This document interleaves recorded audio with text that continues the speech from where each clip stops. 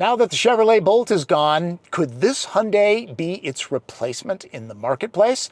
I'm Tom Volk for the Seattle International Auto Show, and this is the second generation Hyundai Kona Electric. If neoteric yellow is too much, there are 6 other paints with less pop. All Konas, gas and electric, are larger than the first gen, some 5.5 inches longer, making it more usable for more people. Roomier inside, too. The outgoing model was a little snug. Spotter's guide, the EV Kona doesn't really have a grille, and like Ioniq models, there are pixels everywhere, plus 4 dots on the wheel, the letter H in Morse code. This vehicle is not offered in all states, but it is throughout the Pacific Northwest. It's not eligible for Uncle Sam's tax credit. Washington residents get a new incentive starting in August. If you live in a state where Kona Electric is available, pricing starts at $34,000 for a base SE model. But here is my best advice. Move up to the SEL model for $4,000 more. You get 261 miles of range versus 200 for the SE, and the SEL has more power, 201 horsepower versus 133. It's worth it.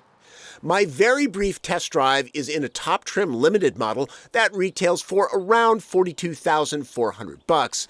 It's stuffed with features and ADAS tech found only on luxury vehicles a few years back. Kona Electric is not built on the eGMP platform like Ioniq 5, so when you're on road trips, this is not going to juice up as quickly. It'll charge from 10 to 80% in about 43 minutes. That's about twice as long as Ioniq 5. Max DC fast charge rate is 100 kilowatts.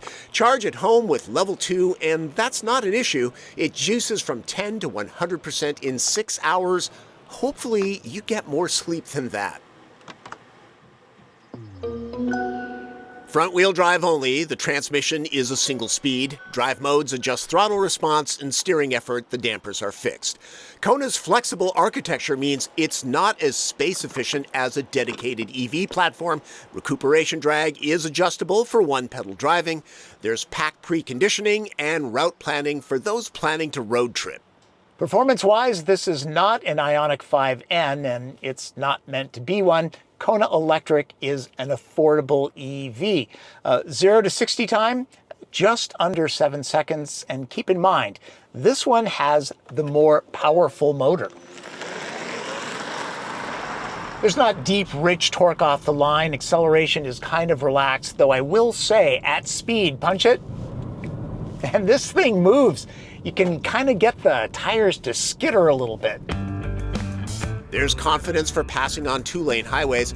It's all the power that most folks need, especially those motoring about in the city. The best way to describe the driving dynamics and ride quality is relaxed. This is comfortable, and certainly nothing wrong with that. A lot of people want a vehicle like this. It's not really for enthusiasts, though it is kind of fun to chuck into corners. The heavy pack in the floor keeps the center of gravity low, always good. It's fairly hushed, too. Acoustical material in the tires, floor, and special suspension bushings makes Kona noticeably quieter. Again, the big battery is rated at 261 miles of range. I only have this car for about 45 minutes. Certainly not enough time to really check out real-world range, but look, even if you drive very hard or live in a cold climate and only get 200 miles, for many people, that's plenty of range, especially if you charge at home. That's what makes EVs appealing, never needing to hit up a gas station, and much less maintenance since there's no engine or transmission. Plus, they're very refined. The cockpit is pleasant enough, and there are some unique materials. It isn't just gray plastic in here. This pop of chartreuse is only found on the Limited's exclusive sage green interior colorway. Being the Limited, it gets heated and vented seats, though only the driver's gets power adjustment. The steering wheel is heated. There are honest-to-goodness knobs and hard buttons to interact with. Storage is clever and flexible, too. Slide the cup holders out of the way if not needed. Digital Key 2 means you only need your phone to drive the Kona Electric. Hyundai does a good job when it comes to interfaces. It should be very easy for new owners to master quickly. Over-the-air updates are a thing. Hyundai has finally made Android Auto and Apple CarPlay wireless even with the built-in Navi system. Many automakers charge a subscription fee for data services once the trial period expires. Hyundai's BlueLink Plus is free for the original owner for the life of the car.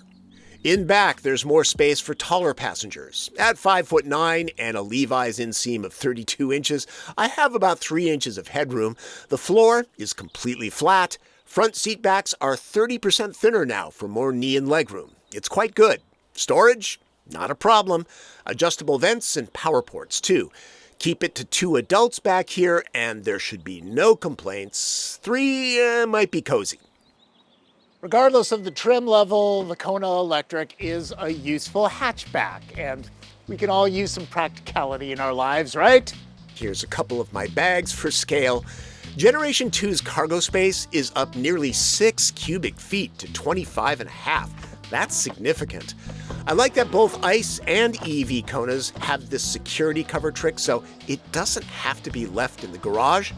Also, the load floor is adjustable for height if you want to store things underneath. Very clever, Hyundai.